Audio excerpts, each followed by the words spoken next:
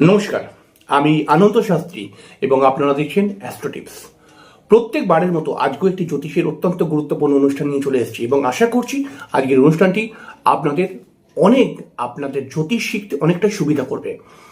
অবশ্যই শুরু করার আগে একটি কথা বলবো যে চ্যানেলটিকে সাবস্ক্রাইব করে বেল আইকনটা ক্লিক করে অবশ্যই কিন্তু যদি অনুষ্ঠানটি ভালো লাগে তাহলে আপনার মূল্যবান বক্তব্য লিখতে ভুলবেন না।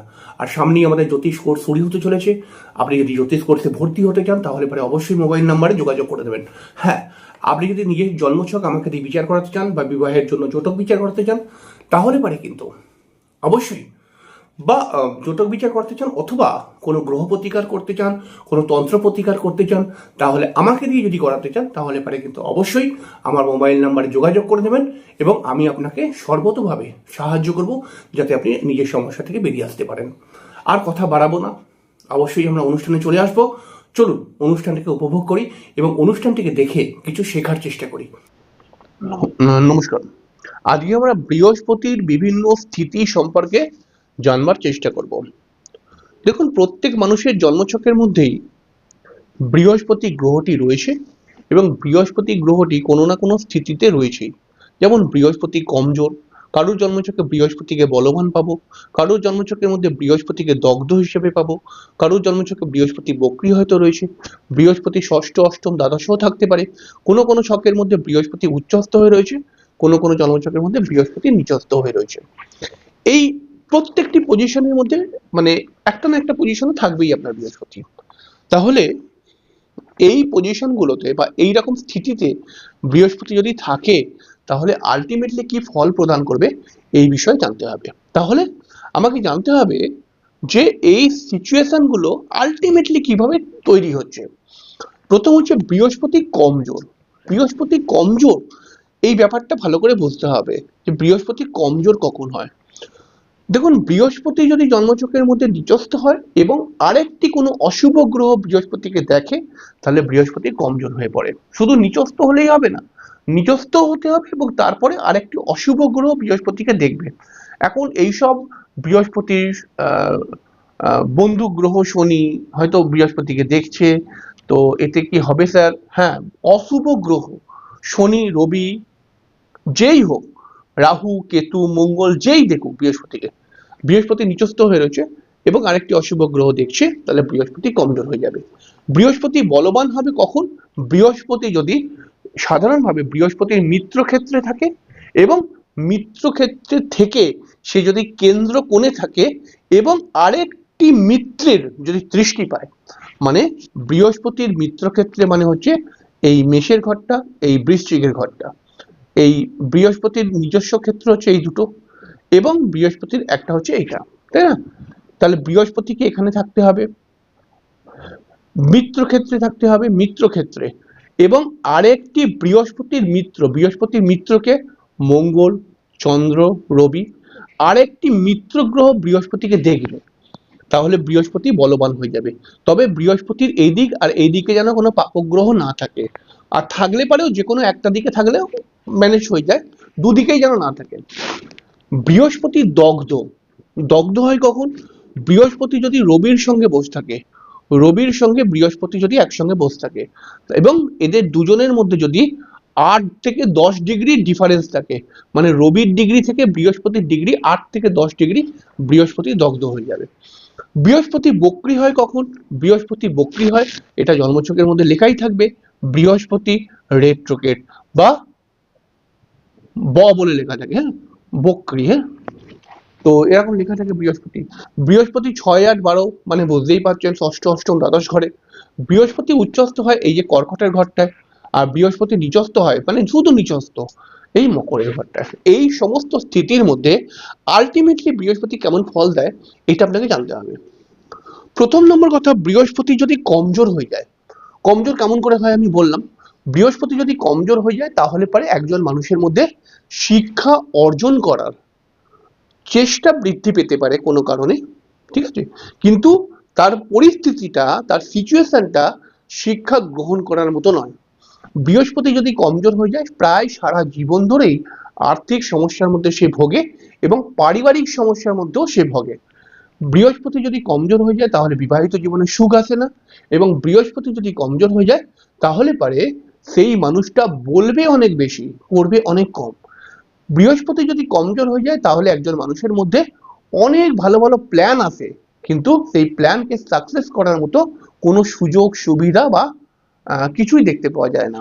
বৃহস্পতি কমজোর হয়ে গেলে পারে এডুকেশনের মধ্যে বাধা আসে এবং জীবনের সফলতা পেতে অনেকটা দেরি হয়ে যায় একজন মানুষের। এবং বৃহস্পতি কমজোর হলে পারে সেই মানুষটার ক্ষেত্রে কিন্তু অনেক সময় দেখতে পাওয়া যায় যে তার কিন্তু বেশ কিছু টাকা পয়সা চোট হয়ে যেতে পারে বা কোনো কোনো সময় সে ধার বাকির মধ্যে জড়িয়েও যায়। বৃহস্পতি যদি জন্মছকের মধ্যে বলবান থাকে, বৃহস্পতি যদি জন্মছকের মধ্যে বলবান থাকে, তাহলে একজন মানুষ যেরকম সমস্যার মধ্যেই পড়ুক না কেন, কিছু না কিছু ভাবে কেউ না কেউ এসে তাকে সাহায্য করবে এবং সেই সমস্যার হাত থেকে সে বেরিয়ে আসতে পারবে।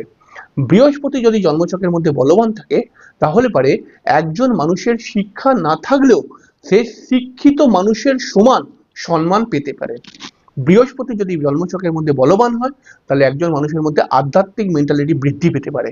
বৃহস্পতি যদি একজন মানুষের ক্ষেত্রে বলবান হয়, তাহলে বিবাহিত জীবনের যতই ঝামেলা আসুক, বিবাহিত জীবন যে তার খুবই ভালো হয়ে যাবে তা কিন্তু নয়, বিবাহিত জীবনেও ঝামেলা আসতে পারে, কিন্তু সেই ঝামেলা থেকে তার ডিভোর্স হবে না, ঝামেলাই চলছে এরকম একটা ব্যাপার ক্রিয়েট হয়ে যাবে। মানে অনেক স্বামী স্ত্রী আছে দেখবেন, তারা বলে যে দাদা আমি 10 বছর ধরে সংসার করছি, আমার তো বউ চিরকালই ঝামেলা করে যাচ্ছে, কিন্তু আমাদের ডিভোর্স হয়নি এখনো, কিন্তু আর হবেও না, আমার ছেলে ফেলে এখন বড় হয়ে যাচ্ছে। তো এই রকম সিচুয়েশনে বৃহস্পতি রেখে দেয় বলবান থাকলে পারে। বৃহস্পতি বলবান থাকলে পারে কর্মের একাধিক কর্মের প্রতি তার ইন্টারেস্ট তৈরি হয়, অর্থাৎ একটি কাজ করতে করতে আরেকটি কাজ করার প্ল্যানিং করেছে বা আরেকটি ব্যবসা করার প্ল্যানিং করেছে, একটা ব্যবসা করতে করতে এরকম হয়। বৃহস্পতি দগ্ধ থাকলে কি হয়, রবির সঙ্গে বৃহস্পতি থাকলে দগ্ধ হয়ে যায়, মানে 8 থেকে 10 ডিগ্রির মধ্যে যদি থাকে। দেখুন বৃহস্পতি যদি দগ্ধ হয়ে যায় তাহলে বৃহস্পতির কারকত্ব সেই মানুষটার জীবনের মধ্যে অবশ্যই আসবে, কিন্তু সেই কারকত্বর যে ব্যাপারটা, সেই কারকত্বের গুণগুলোকে ছাত্র সঠিকভাবে প্রয়োগ করতে পারবে না। একটা উদাহরণ দিই, ধরুন বৃহস্পতি রবির সঙ্গে বসে রয়েছে, দগ্ধ হয়ে গেছে, তাহলে একজন মানুষের মধ্যে বৃহস্পতি শিক্ষার কারক গ্রহ, তাহলে শিক্ষা আসবে, কিন্তু সেই শিক্ষাকে ইউটিলাইজ করাটা তার ক্ষেত্রে কঠিন হয়ে যাবে। বৃহস্পতি যদি দগ্ধ হয়ে যায়, বৃহস্পতি হচ্ছে অর্থের কারক, অর্থের কারক গ্রহ বৃহস্পতি, তাহলে অর্থ সেই মানুষটা কিন্তু কামিয়ে নেবে, অর্থ এসে যাবে, কিন্তু সেই অর্থকে মাঝে মধ্যে সে ভুলভাল ইউটিলাইজ করে নষ্ট করতে পারে। আবার কিছু কিছু মানুষের ক্ষেত্রে অর্থই আসতে চায় না, এরকম দেখা গেছে দগ্ধ হয়ে গেলে বৃহস্পতি। বৃহস্পতি বক্রী হয়ে গেলে কি হবে, বৃহস্পতি যদি বক্রী হয়ে যায় তাহলে বৃহস্পতি সম্পর্কে একজন মানুষের মধ্যে অনেক ভালো ভালো ধারণা তৈরি হবে, একজন মানুষের মধ্যে ইচ্ছা তৈরি হবে, আমি মানে বৃহস্পতির সমস্ত কারকত্বই আমার চাই, মানে আমি অনেক বড় শিক্ষিত মানুষ হব, আমি এমন একটা মানুষ হব যে আমি একটা মানুষের কাছে আদর্শ হয়ে দাঁড়াবো। বৃহস্পতি যদি বক্রী হয়ে যায় তাহলে সে মনে করবে যে আমি এমন একটা কাজ করব যাতে আমাকে সম্মান চারিদিকে ছড়িয়ে পড়ে। বৃহস্পতি বক্রী হলে সে মনে করবে আমার কাছে অনেক টাকা পয়সা আসুক। এবার বিভিন্ন লোক বিভিন্ন কথাও মনে করতে পারে, আবার একজন লোক এই সব কটা কথাই মনে করতে পারে, কিন্তু এই সব কথা সে মনে করবে, কিন্তু মনে করলে পারেই তো হয়ে গেল না, কিন্তু সিচুয়েশন হবে না। এবং বৃহস্পতি বক্রী থাকলে পারে দেখা যাবে সে মনের মধ্যে অনেক ইচ্ছা রাখবে, কিন্তু ইচ্ছাগুলো পূরণ করতে গেলে বাধাপ্রাপ্ত হবে। এবং বৃহস্পতি বক্রী থাকলে পারে কিন্তু দেখতে পাবো আমরা যে সে কিন্তু খুব সহজে ডেভেলপ করতে পারবে না, তার কিছু শারীরিক সমস্যা এবং তার কিছু পারিবারিক অশান্তি, মানসিক টেনশন এবং মানসিক চাপ তাকে বারবার তার সফলতার হাত থেকে পিছিয়ে নিয়ে চলে আসবে। বৃহস্পতি যদি ষষ্ঠ অষ্টম দ্বাদশ ভাবের মধ্যে থাকে তাহলে বৃহস্পতি কমজোর হয়ে যায়, এবং বৃহস্পতি কমজোর হয়ে গেলে পারে কি হবে, ষষ্ঠ অষ্টম দ্বাদশ ঘরে থাকলে পারে বৃহস্পতি কমজোর হয়ে গেলে বলে যে তার পয়সা কড়ি হবে না তা কিন্তু নয়, কিন্তু বৃহস্পতি ষষ্ঠ অষ্টম দ্বাদশে থাকলে পারে খুব বেশি চান্স থাকে বৃহস্পতি জনিত রোগ তার শরীরে কিন্তু আসতে পারে। এবং ষষ্ঠ অষ্টম দ্বাদশ ঘরে যদি বৃহস্পতি থাকে তাহলে সেই মানুষটা বৃহস্পতি জনিত অভিনয় করতে পারে, কিন্তু তার মধ্যে বৃহস্পতির টোটালি গুণ কিন্তু থাকবে না। বৃহস্পতি যদি জন্মছকের মধ্যে উচ্চস্থ হয়ে যায় তাহলে পরে দেখতে পাবো আমরা বৃহস্পতি উচ্চস্থ হয়ে যাওয়ার জন্য একজন মানুষের সমস্যা অনেক বেশি বেড়ে যায়, এবং বৃহস্পতি উচ্চস্থ হয়ে থাকলে পারে সেই মানুষটার আর্থিক উন্নতি বা সেই মানুষটার পারিবারিক উন্নতি বা সেই মানুষটার ভাগ্য উন্নতির ক্ষেত্রে অনেক বাধা দেয়। বৃহস্পতি যেইভাবে উচ্চস্থ হবে, মানে একটা লগ্নের ক্ষেত্রে বা একটা মানুষের ক্ষেত্রে কোনো না কোনো ভাব হবে, সেটা কারোর হয়তো দ্বিতীয় ঘরের মধ্যে বৃহস্পতি উচ্চস্থ হয়েছে, কারোর হয়তো পঞ্চম ঘরের মধ্যে বৃহস্পতি উচ্চস্থ হয়েছে, কারোর হয়তো দশম ঘরের মধ্যে বৃহস্পতি উচ্চস্থ হয়েছে।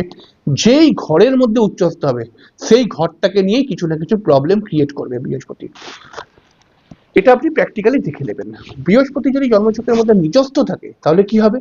বৃহস্পতি যদি জন্মছকের মধ্যে নিচস্থ হয়ে যায় তাহলে পারে একজন মানুষের ক্ষেত্রে, বৃহস্পতি যদি জন্মছকের মধ্যে নিচস্থ হয়ে যায় তাহলে পারে নিচস্থ গ্রহটা কিন্তু সেই গ্রহের বিষয়গুলোকে নিয়ে চমকাবে, কিন্তু আসলে সেই গ্রহটার মূল গুণ সেই মানুষটার মধ্যে নেই।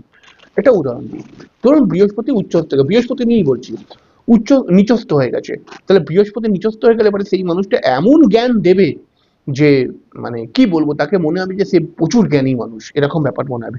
কিন্তু আলটিমেটলি কোনো জ্ঞানী মানুষের সামনে যদি সে পড়ে যায় তাহলে সে চুপচাপ মাথা নিচু করে বেরিয়ে যাবে, সে জ্ঞান নিয়ে কোনো কথা বলবে না। অর্থাৎ যেই গ্রহ, এই যেটা প্রত্যেকটি গ্রহ নিয়েই বলা যায়, বৃহস্পতি যদি নিচস্থ হয়ে যায় তাহলে পারে সেই মানুষটা বৃহস্পতি সংক্রান্ত, দেখুন বৃহস্পতি অর্থের কারক, তাহলে সে অন্যকে কিভাবে অর্থ উপার্জন করা যাবে তার প্ল্যানিং দেবে, কিন্তু সে নিজে অর্থ উপার্জন করতে পারবে না। এরকম সব গুণগুলো চলে আসে। খুব সামান্য করে বললাম, তবে এই ব্যাপারগুলো আপনি দেখতে পাবেন। পরের দিনকে আপনি আরেকটা অনুষ্ঠান নিয়ে চলে আসবো, তবে এই বিষয় নিয়ে আপনার কি মূল্যবান বক্তব্য রয়েছে অবশ্যই লিখবেন। অনুষ্ঠানটি যদি ভালো লাগে তাহলে একটি লাইক দেবেন, আর চ্যানেলটিকে সাবস্ক্রাইব করে বেল আইকনটা ক্লিক করে রাখবেন, এটাই আপনার কাছে আমার রিকোয়েস্ট। নমস্কার।